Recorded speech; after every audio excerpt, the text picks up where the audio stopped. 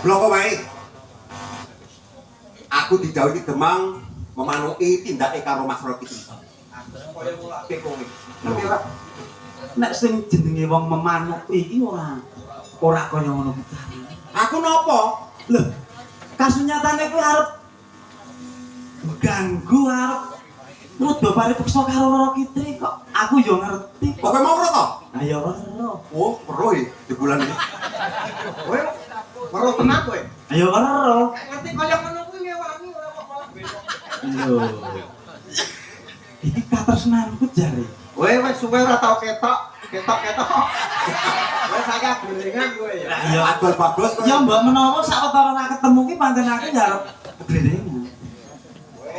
Arep cengol-cengol kowe. Saiki karo Roro Kitri. Wingi kowe ganteng karo wedok ya sapa? Lah ya aku. Kakak, apa tenang kanane Pandoyo? Ya wingi-wingi kuwi. Aku piye? Kang, Kowe diatur tok batutke. Lho iya to.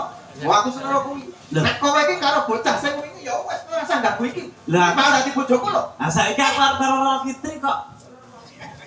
Joko Paran. Iya. Nek kowe kena tak penggake becik. Heeh. Wong sopan kene.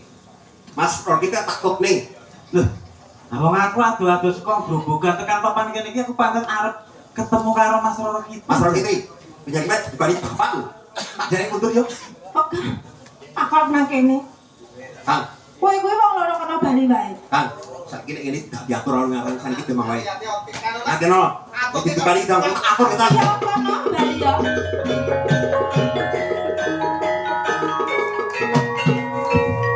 Mas Kakak Roro. coba parah. Iya. Ning pancen tenan tok tes Roro Kitri. Panjenengan menika ampun terus nanging kula ingkang kuwatosaken menika lho. Kok pilih kalian panjenengan wonten ing papan menika saking wegat dados ajateng. Ngene wae Kakang coba parah. Saiki awake dhewe golek nggon sing selo, golek nggon sepi, sing ora akeh wong liwat. Mergo aku isih kepengin sak pejak. Lho, nang ingkang dados kados menika bila kula mangke dipun atur iki kados pun. Ora apa-apa, aku sing tanggung jawab. Sing baku awake dhewe lunga saka papan kene golek nggon sing sepi Kakang. Nami ngatur jih, monggo.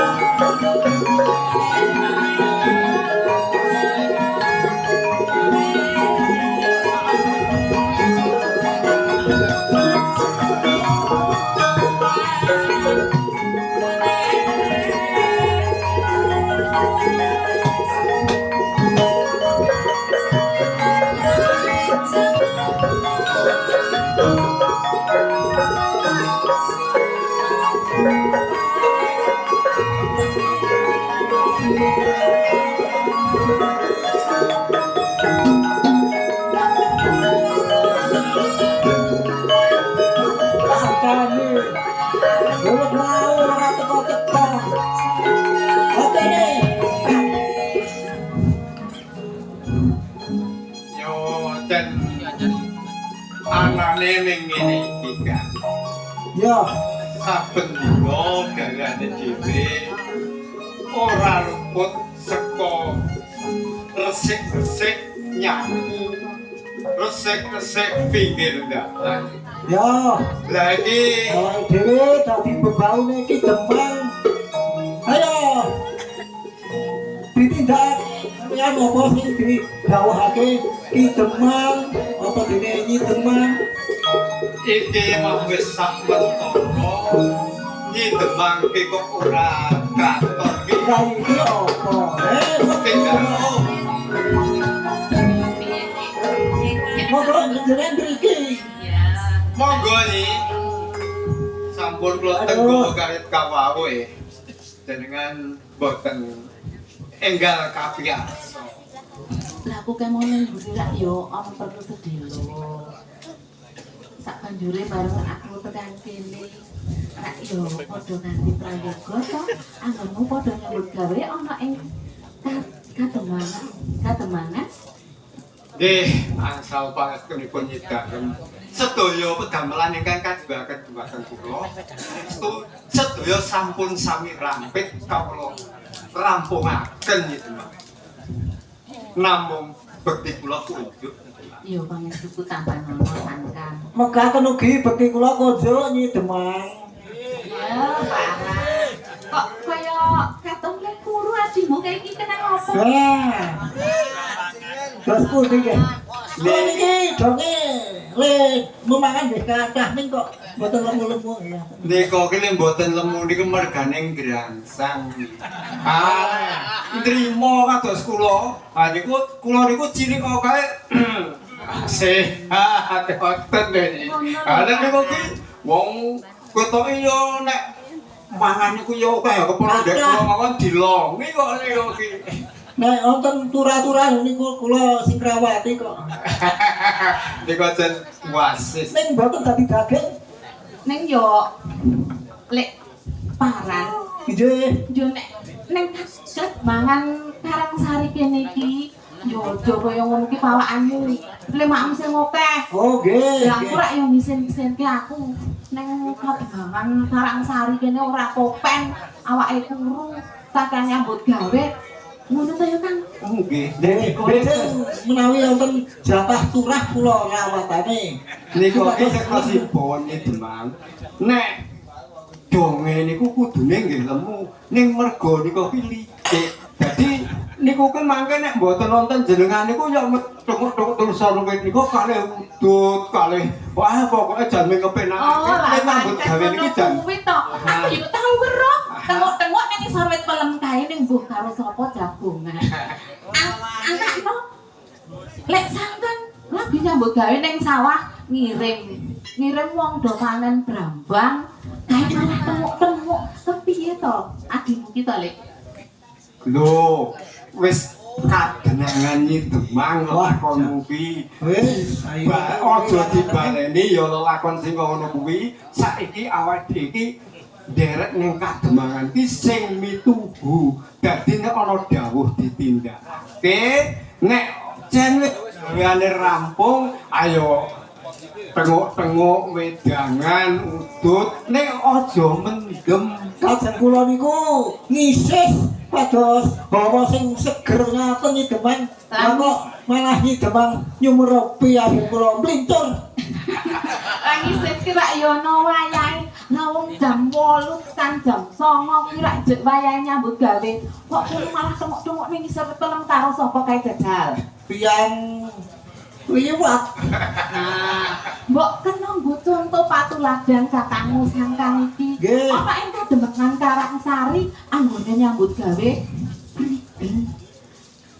di kongkon ning sawah menyang kongkon ning kebon menyang kuwi lho Nek kula mboten nate lirwa dawuhipun Nyidemang. Dene kala mangsane sok konangan niku aja karang yo agak kesemoten Nyidemang.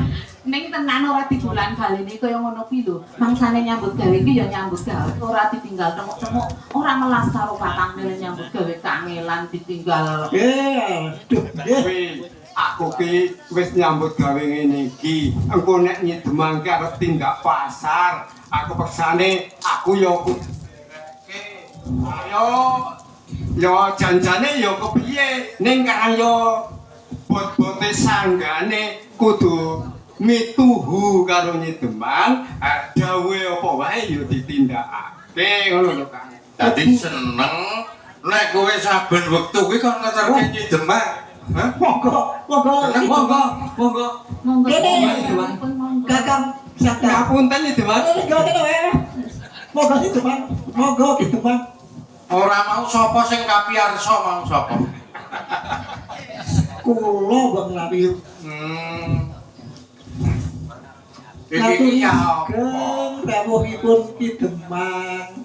Waras ora waras ora tekake. Yes, syukur, bukti kula konjuk. Yo. Tak tampa.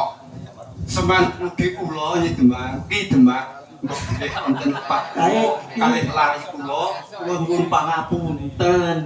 Nek kowe iki akeh lupute. Ije, Aku pilih ra luput. Iki wancine ya apa njur kowe ming do jagongan. Ora rugen-rugeni aku to. Hah? Aku ki blonjo. Kowe kuwi ora karo takon cengok-cengok. Ning takon nyambut gawe. samenika tabus 11 siang Ki Demang. Nek jam 11 mangsane rolasan po. Dereng Kurang sak jam. ane enggak.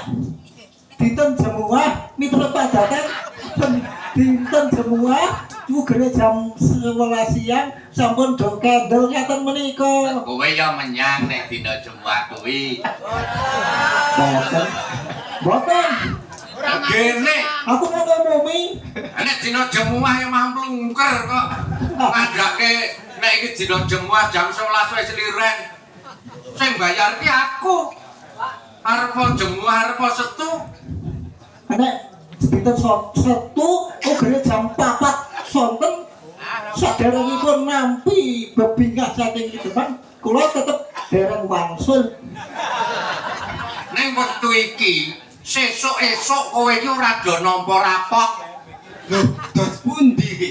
Napa Nek upama nampa kuwi wis tak copok mergo kowe yamene isih do tenguk-tenguk ora nutuke nyambut gawe.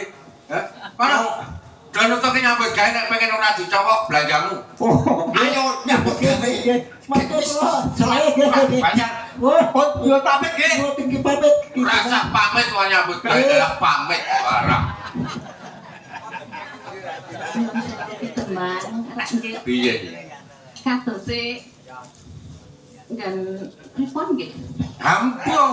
Kulatane niku kawit wingi kok mboten nyekecakaken ngoten lho. Nek polataku ki ora ngepenake. Kowe iki bojoku, kudune sing tanggap. Apa nggon kula ladi ki kurang apa piye? Kirang tanggap kados pundi to Ki Demang anggen kula leladi. Enjing pun kula cepaki. Siang pun kula cepaki dalu nggih kula kancani. Nek karepku ora mung trima dikancani, nek saka lungan kuwi banjur dilerke. Lah mah dirukung lalem to ya Ki Demang nggih pun kula tutupi ten wingking ngrika. Lah iya. Nek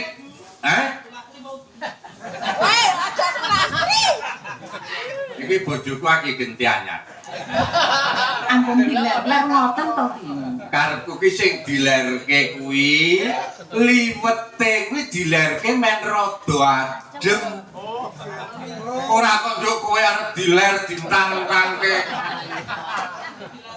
Lara adat sabenipun Ki Demang niku remenipun daharan ingkang tasih panas. Yo manget-manget nek panas yo ilaku ki seng ngono po. Langking boten nika rak kula sari luput to menawi matur kalih Ki Demang niku sejatosipun wonten napa to Ki Demang?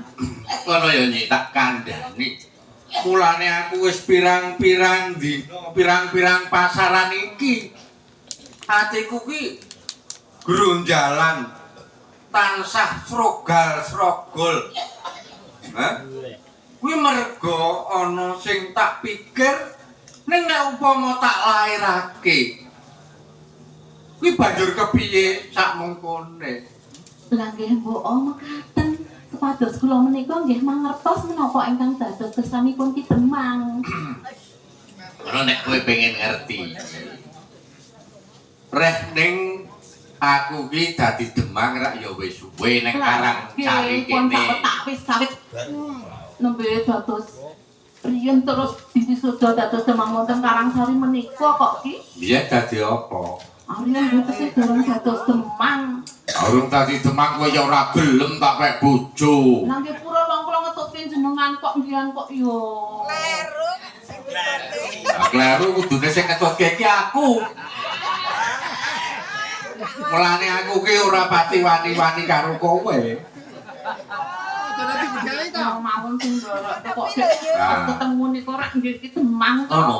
Sing tak pikirke kuwi reh ning uripe awake dhewe iki seprono tekan seprene. Kok yo ming dadi Demang ora ana undak-undakane. Kados pundi to Ki? Wonten Karangsari menika awake dhewe niku sampun niku lho.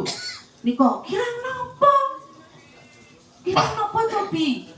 Beda nek upama aku ki iso dadi adipati kaya Dimas Natayuda, paling ora iso digarwa telu. Wah, mekaten to Ki kersanipun. Lah kok njuk ndi garwa telu lah njuk kula niku jeneng dados kenapa? Ya sing nomor 1. Lah nggih kula mboten pilih Ki Demang dados Demang mawon ten mriki mboten dados adipati. Ora nek aku dadi adipati paling ora penganggonmu rompyo-rompyo. Belangmu gede, kalungmu gede, imah bandole ming watu. Apa? Bojo Demang. Kuwi jenengan sing maringi kok. Lah kuwi mergane aku isane maringi ya ming watu kuwi nek aku iso dadi adipati. Sesuke tret ora. Paling ora ki ya tretes inten bandole kuwi. Nggih nyuwun sewu Ki Demang. Mboten ateges kula mboten sarujuk Ki Demang badhe kepengin dados adipati menika. Lah nanging to Ki Demang ingkang nami derajat pangkat menika rak sampun peparingipun ingkang maha kuwaos. Pancen ning kabeh mau perlu dibudidaya. Tegese budidaya wong ki nek arep undak ana undake urip, ya kudu budidaya. Nah, nggih pancen. Ora kok yo mung mogok, ngogok-ogok. Ora tegese mogok mandhek wae wis ora lunga-lunga kuwi lho.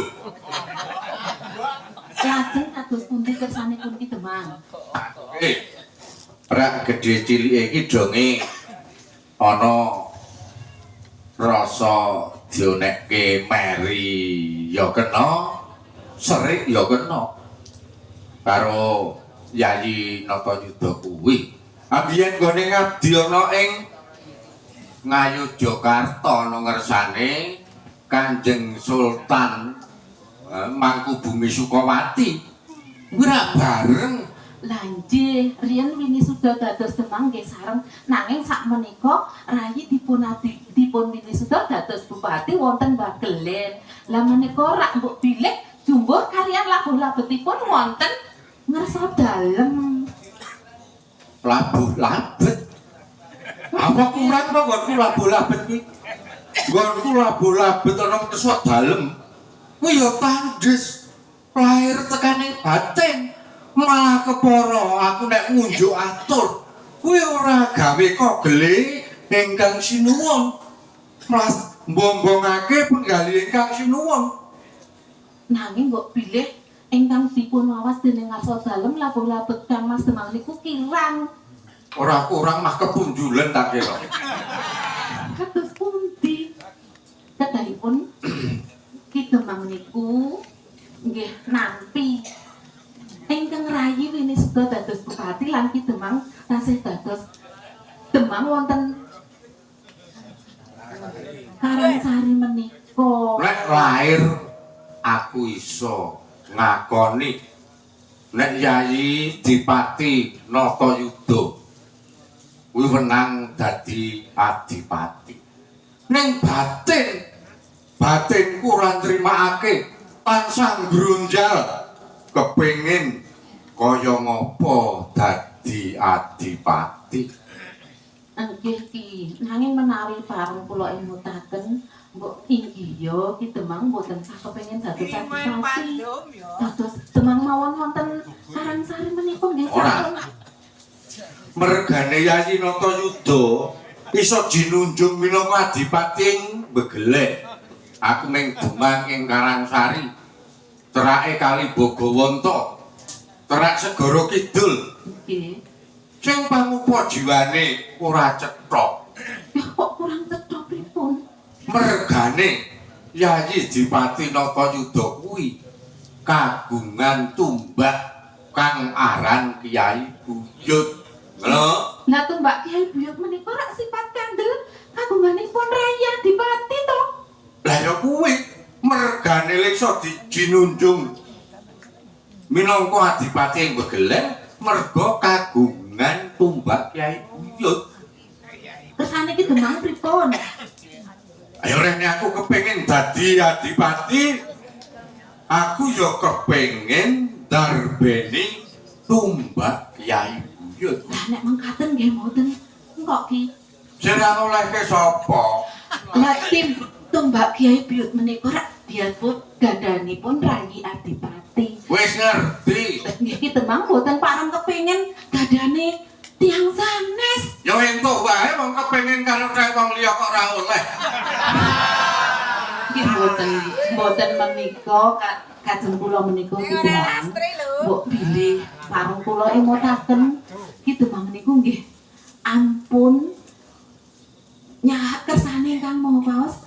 Nggih menika tumbak Kyai Buyut menika kagunganipun Raya Dipati. Ki Demang mboten pareng kepengin njuk lajeng anu Kyai Buyut terus dados adipati niku nggih mboten pareng. Mbuh raideg sing baku aku bisa ngregem anane tumbak Kyai Buyut. Mbuh kepiye carane aku karepe bisa dadi adipati? Ki Demang mboten saged kula emutaken. Ora, nek kowe ora manut aku, tegese kowe iki wong wedok sing ora ngerti tatanan, ora ngerti ubasita, ora ngurmati ora. Mboten mekaten Ki Demang. Apa meneh iki? Ya buku lho Kak. Ki. Kalau kira sakit jawab kok. Joting regejek itu jangan perkawis lopo. Ini ngerti nek aku lagi padudon karo Nyai Demang. Kok joting bludus. Ning iki wonten perkawis ingkang wigatos sanget. Wonten perkawis ingkang wigatos sambet kalian penjenengan sak keluarga. Nek penjenengan boten tumuli mangke ngadepi menika pasti bakal kahanan boten karuan. Wis lemu kandha kowe ora sah dleweran. Kandha sing cetha ngeblak. Ki Demang. Mas Roro Kitri niku karo wong lanang. Nah, Ya dadi Mongko teng gubuk. Nek wong lanang karo wedok teng gubuk niku ajeng napa? Mongko Bener. tak enom. bener kandhane Kakang Kondoku. dadi Kitri do nang gubuk. Nggih. Gubuk sing Loro. sisih ndi? Ah nggih sawah niku.